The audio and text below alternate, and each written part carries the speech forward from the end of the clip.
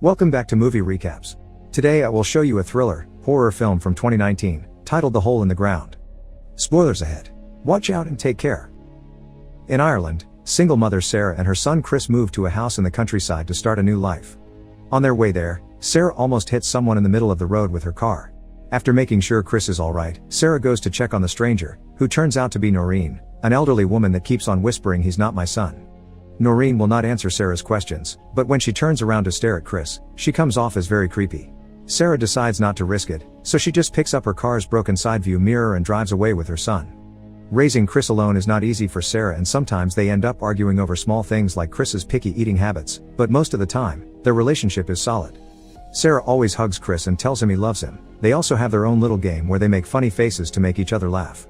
One day during lunch, Chris cries out because he finds a spider in the kitchen. Sarah catches it and releases it outside, but Chris does not like this because it means it may come back. Angry, he mentions his dad would have killed the spider, then asks Sarah why he did not come with them. It is hard to explain, so Sarah just says it is complicated, which makes Chris angrier. He steps on the spider, calls his mom a liar, and then runs into the woods. Sarah rushes after him, feeling how the wind blows harder the further she goes, and she is shocked to find something quite amazing and terrifying at the same time: a very large sinkhole. Before she can decide what to do, Chris appears behind her and apologizes for bringing up his dad even while knowing it makes her sad, so Sarah hugs him and takes him away, not wanting him to see the hole. Later that night, Sarah hears the back door creaking, so she makes sure to lock it before going to bed. Chris begins going to classes at a new school, but he is having trouble making friends. When he is given a flyer about the school's incoming talent contest, Sarah tells him he should sign up because it would help him befriend his classmates, but Chris stays hesitant. Later, Sarah attends a dinner party with some new friends of her own, including her boss Louise, and while everyone shares crazy stories, she gets to learn about Noreen, who is considered crazy by everyone in town. One day many years ago, she burst into her son's classroom, screaming and making a scene. It took 3 teachers to drag her out.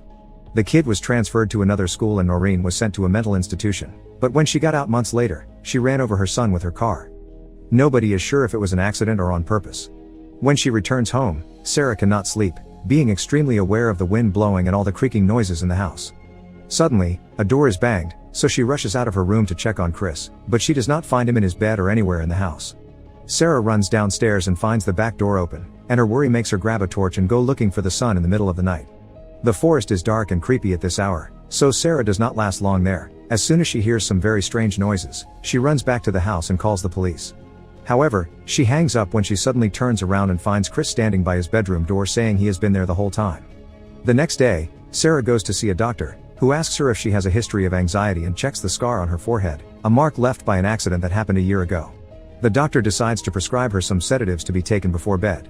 Once she gets home, Sarah is startled when Chris appears in the kitchen a second after she called him, and this makes her more sure she is having anxiety issues, so she begins taking the pill before bed. The following morning, she wakes up to find Chris with a bunch of flowers he has brought from outside. After scolding him for leaving when he is not supposed to, Sarah accepts the gift and hugs him.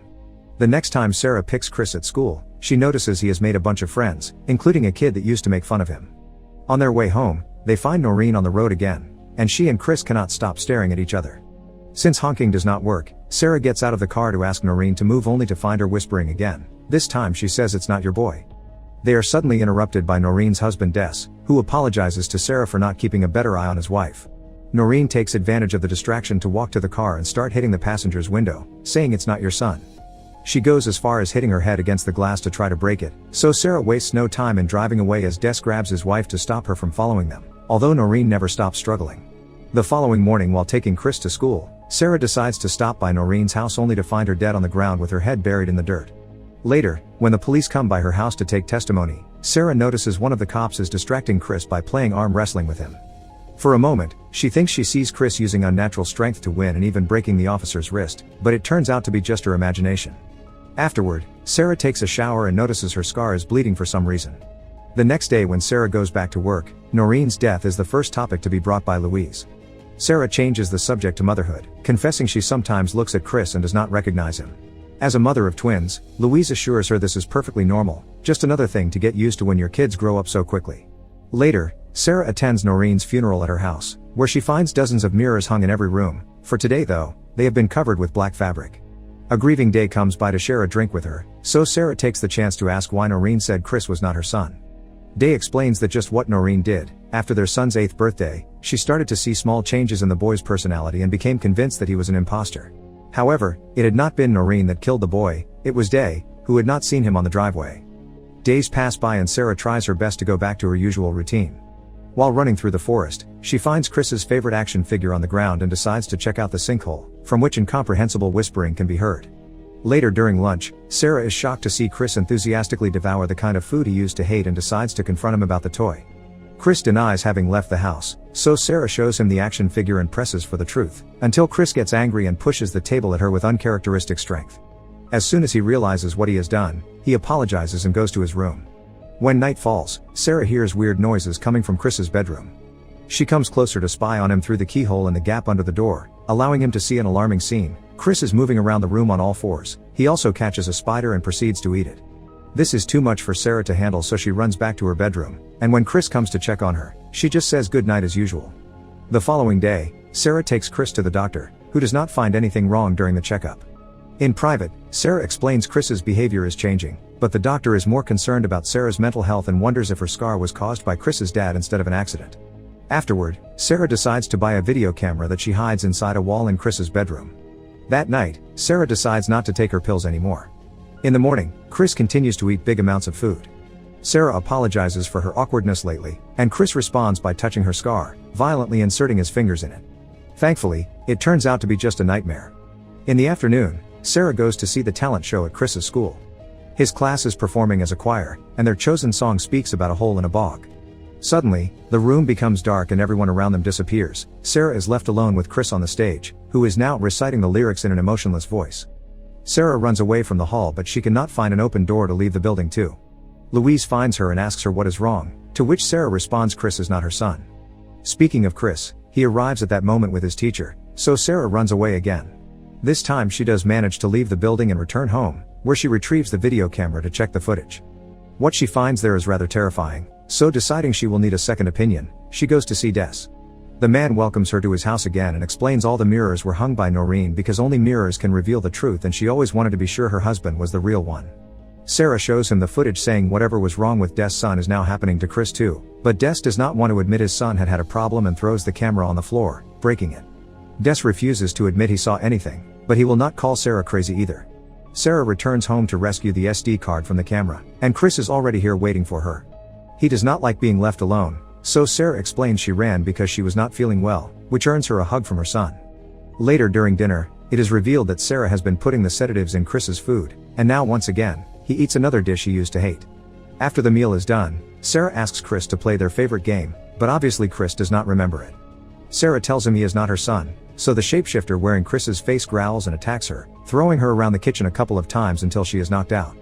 A few minutes later, Sarah wakes up to find the creature dragging her through the ground to bury her head like it had happened to Noreen. Fortunately, the sedatives kick in then and the creature passes out, so Sarah does not get covered with too much dirt and manages to escape on her own. She takes Chris back to the house and leaves him on the basement floor before using the broken side view mirror to check his face, revealing the creature's horrifying lack of features. The monster wakes up then and attacks Sarah again, but even with extra strength, it is easy for her to push off a kid's body. As the shapeshifter begins to emit a demonic screech, Sarah goes upstairs and locks the door. Now the creature is off her back, Sarah can concentrate on getting back the real Chris. She grabs a flashlight and runs to the forest, where she approaches the sinkhole and lets it swallow her down until she is dropped inside an underground tunnel. The space is very narrow, but Sarah makes an effort to crawl through it anyway until she comes out inside a bigger cavern. There she finds a bunch of human bones, but also an unconscious Chris who she quickly picks up to take with her. At that moment, Sarah also discovers they are not alone. A bunch of faceless creatures is now waking up and getting ready to go after her. The tunnel is even harder to go through while dragging a kid, but at least that also means only one creature can enter it at a time. This shapeshifter manages to grab Sarah's wrist, allowing it to copy her face, but Sarah hits it with her flashlight until she is freed. Once they are out of the hole, Sarah checks on Chris and confirms he is still alive when he wakes up. They rush back to their home, and Sarah approaches the car, but the doors are locked. After leaving Chris next to the vehicle, Sarah enters the house to grab her keys and hears the fake Chris in the basement calling for her. There is only one thing she can do now to escape safely. She sets the house on fire before leaving with his son in the car. Many weeks later, mother and son have started a new happy life in the city. Sarah is always taking pictures of Chris to double-check his face, and their new home has dozens of mirrors on every wall. Make sure to subscribe and turn on notifications so you can watch more videos like this. Thanks for watching.